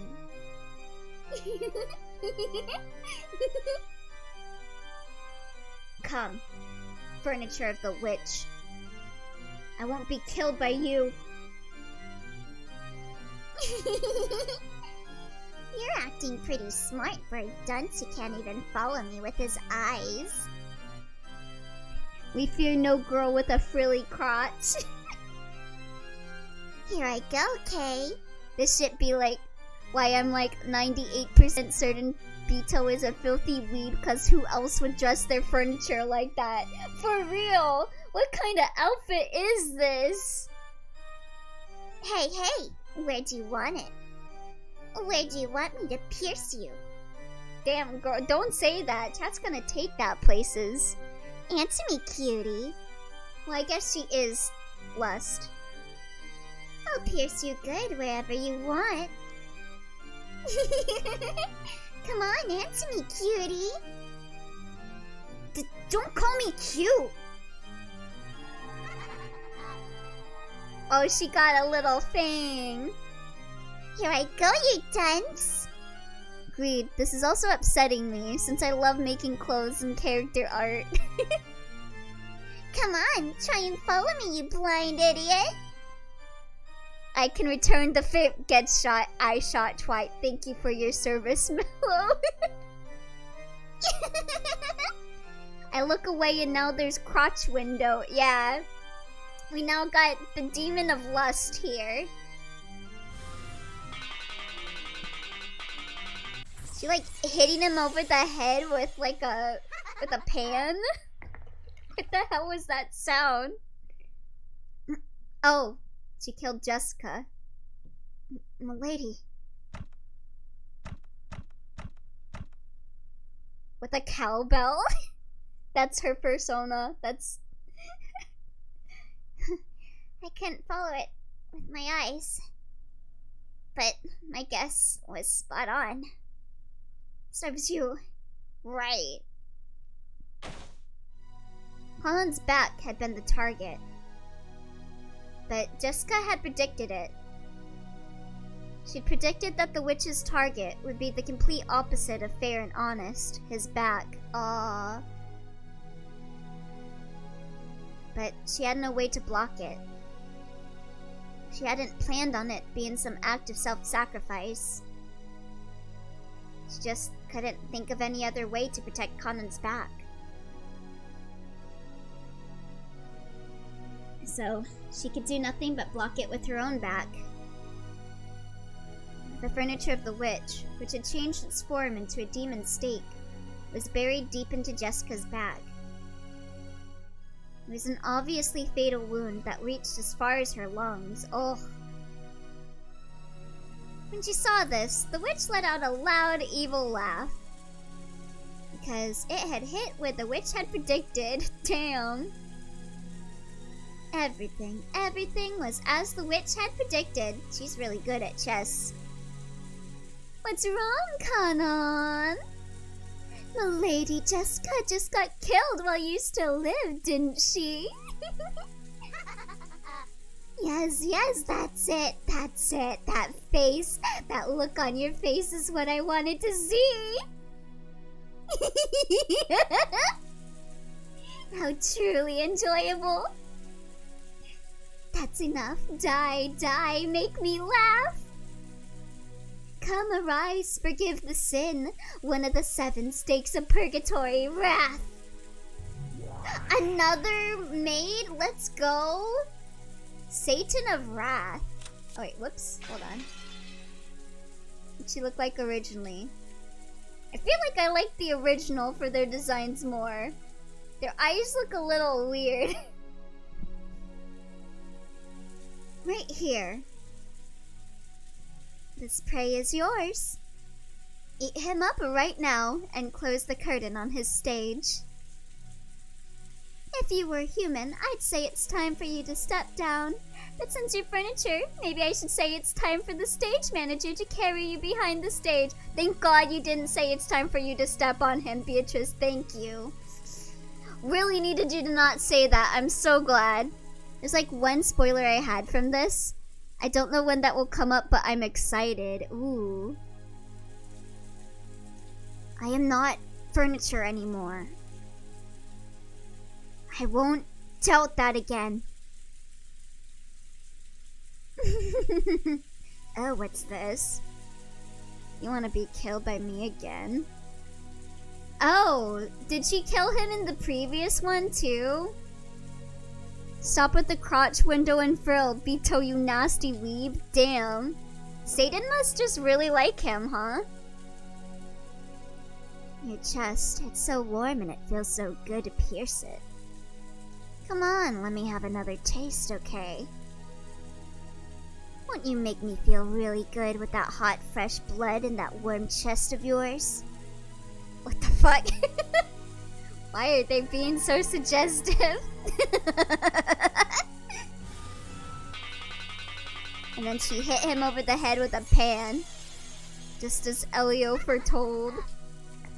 Don't say it twice, don't say it twice, don't say it twice, don't say it twice! Why, what are you thinking? There's no way to block it. The sound of a woodpecker filled the entire room, and before he could blink, it was already right in the center of his chest.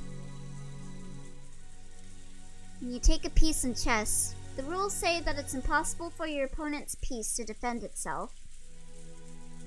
So this is an obvious result. In accordance with the rules, itadakimasu. Toy! Woodpecker? Yes, I would. I'm not sorry. The game set it up. Toy! Go to horny jail. Adamello, take him away. Jessica and Kanon just died twice. What the fuck? Kanon landed on his knees. And he apologized. Not to the witch. Not to Milady. He apologized to Jessica.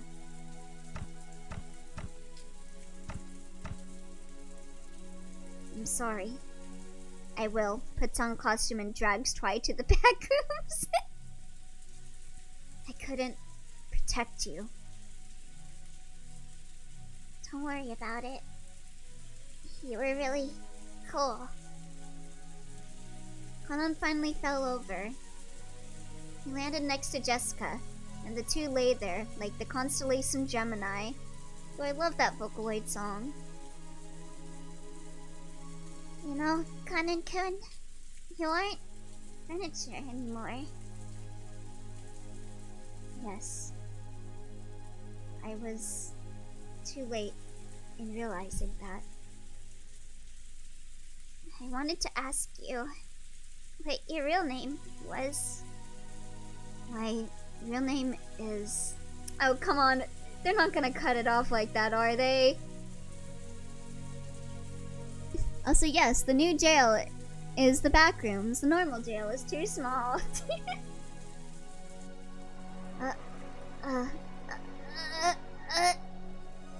In his last moments, Conan wanted to tell her his real name. But Jessica had already fallen into a sleep from which she would never wake. I wish Beatrice, Asmodeus, and or Satan would drag me to the back rooms. The name of the tree is...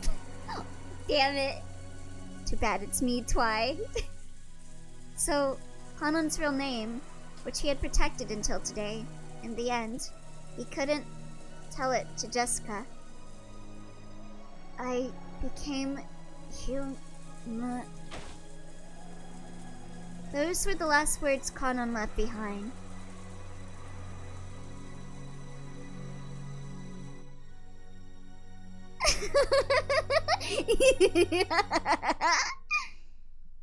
Don't make me laugh, furniture.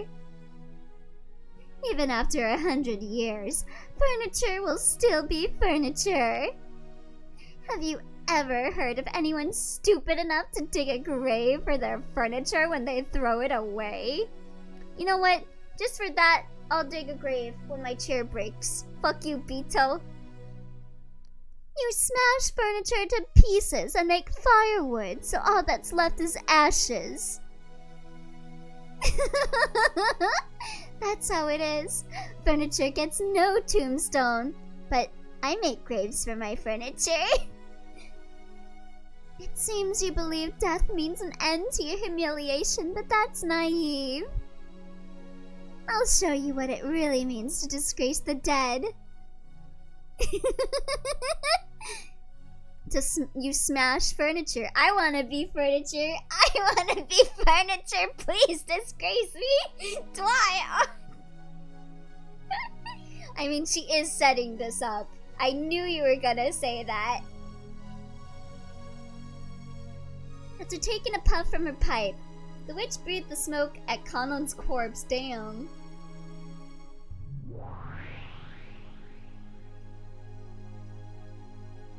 Disrespecting even in death. When she did, Conan's corpse softly floated up into the air and disappeared as though it had been eaten by a mouth in empty space.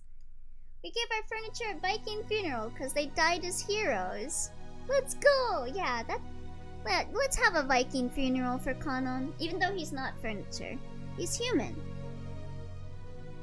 When she did, Conan's corpse softly floated up into the air and disappeared as though it had been eaten by a mouth in empty space. Better or pyre, because they did us wrong like a witch. The witch played dirty until the very end. You can just see Twi typing. I want to be disrespected in death by Beatrice. Overtaker, not you too! The corpses of the pair, who managed to understand each other in the end, were not even permitted to be close. Or a Viking. If someone had been watching, they would probably say mournfully, "This is what you meant by disgracing the dead." However, Beatrice was far cooler than that. The reason for that would soon become apparent. Jesus Christ. I do like how every little bit is, this chapter is giving a bit more insight into what's happening. So now we know, like, she's got, like, these maid, butler, demon people that kill the people by turning into steaks.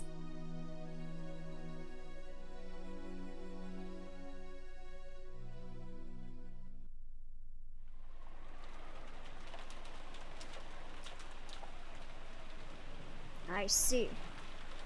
So, it has begun. Yes. Even though Kinzo had received news of 6 deaths, his emotions did not waver. The expressions on his face as he gazed out the window was a smile, as though his opponent in a chess game had just made a spectacular move. Watching gluttony will be a different kind of steak.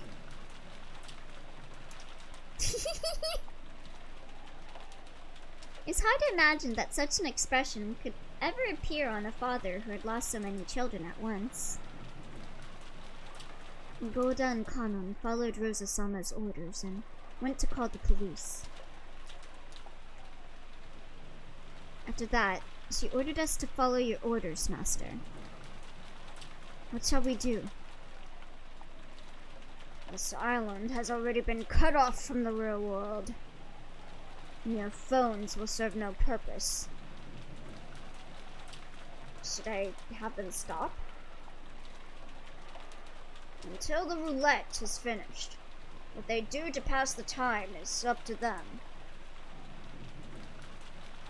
Let them do as they please. Yes, sir.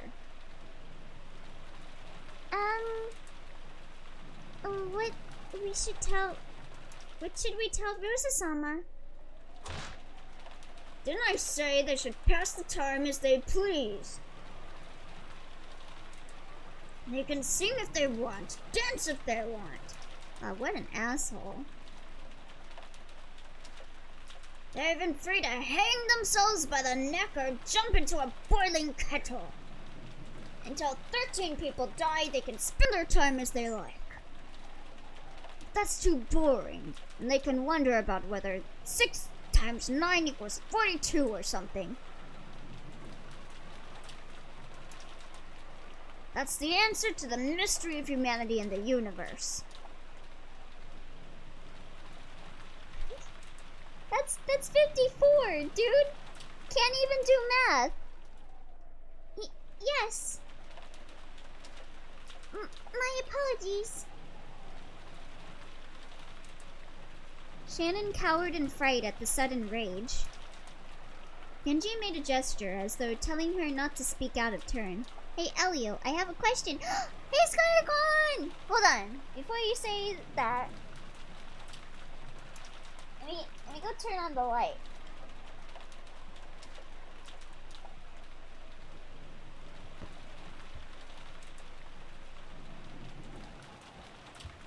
I got the shark onesie in. I'm wearing it right now. I even got like a... It was kind of funny because I went to go like the other night. I got like a shark like shaped ice cream, and I went to go grab it from the freezer, and then I saw that the delivery got left in the front room. So I'm wearing it right now. Fits perfectly. Fucking hell, AI trying to make Alice in Wonderland art just turns it to Eldritch Horde horror. I'm using Pinterest. Oh. Oh shoot.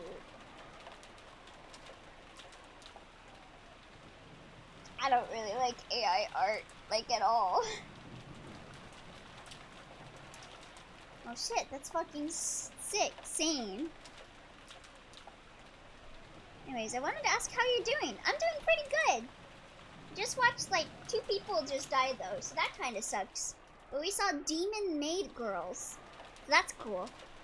This shit is so cursed, I can't tell what is what.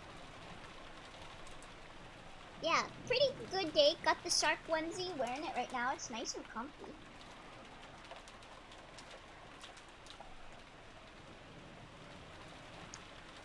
Shannon couldn't help but regret saying too much. Also, we beat Chessed's suppression today. Only 2 people died.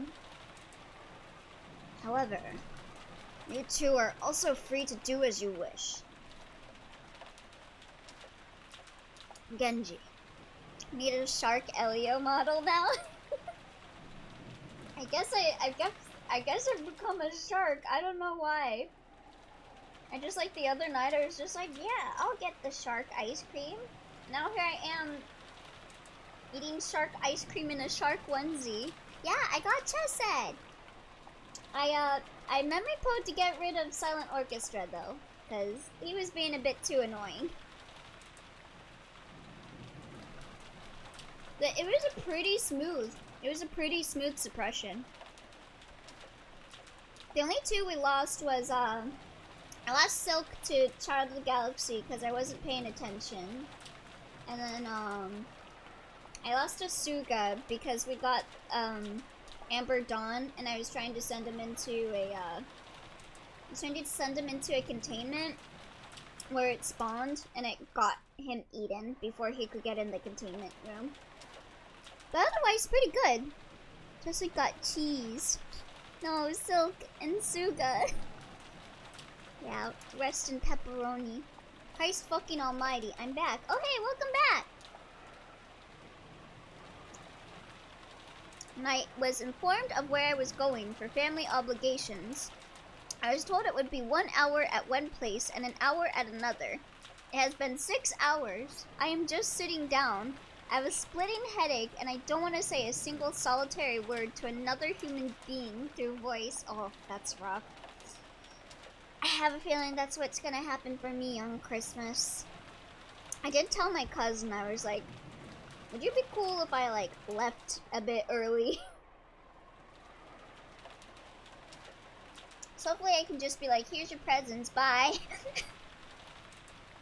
Yeah, sounds like a rough day, dwarf.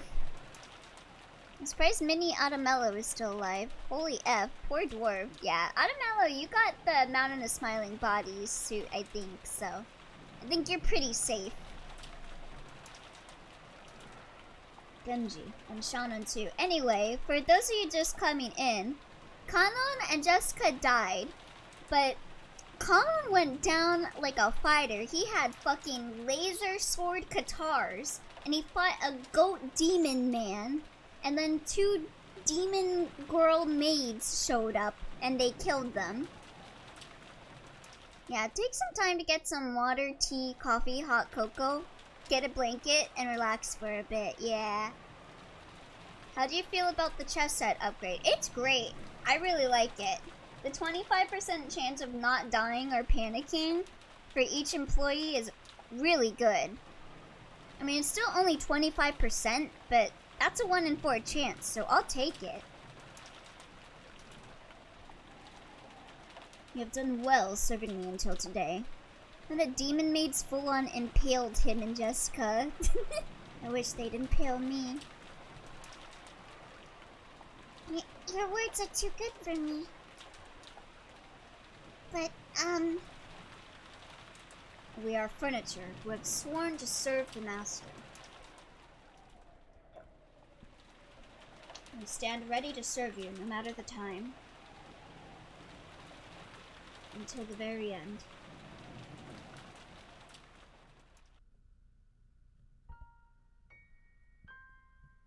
I want to tell you about everything.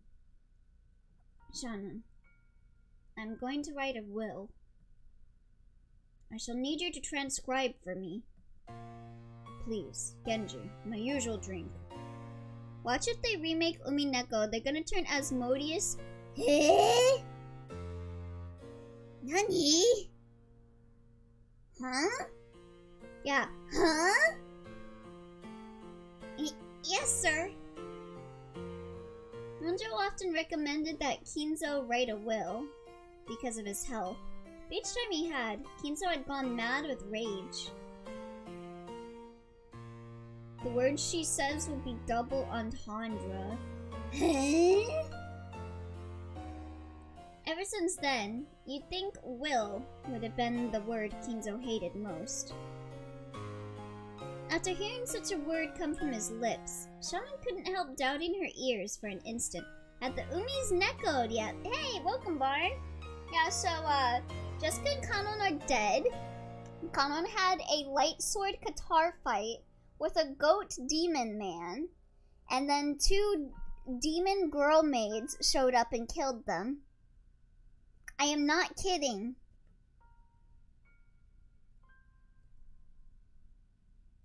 Things happened so much and Kanon and Jessica just died, yeah. Oh no, rip to them, I guess. Back in a bit. I miss Beatrice already. See you in a bit, Twi. Oh, to be killed by 2 demon girl maids, right? I wish Asmodeus and Satan killed me. Shannon hurriedly prepared the side table and some writing paper. Could you DM Barn their images, since I don't want to Google them just in case. But I want to show Barn the demon girls, the demon maid girls. And, oh wait, maybe they show up in the roster now. Hold on. Do they show up in the roster? Oh. Now we just get. Oh, wait. It doesn't look like they show up. Yeah, Asmodeus and Satan, yeah. Damn, I was hoping you were gonna do the big brain cheesy strat. I feel like you talked about doing it before. Wait, Would I even be able to do that? For Chesed? Remember in a... Oh, I did do that. I did do that. I bum rushed. I bum rushed the meltdown. Cause it was the Edie guys. Oh, good. Yeah. Only got 2 people killed. I got Silk killed to Child Galaxy because I was a dumbass. And then Suga died before he could get in the containment because one of the Edie guys spawned in his hallway. Chestnut suppression is a toughie. Yeah, I think I did pretty well for it. It was just that those first couple attempts were hard because of Silent Orchestra. My brain is mush after trying to use the create mod in Minecraft for the last 4 hours. My eyes burn. Just used to seeing a pause mass order on every avenue in the facility to bum rush it. Kenji followed his orders and began preparing that usual green evil drink. I'm ready.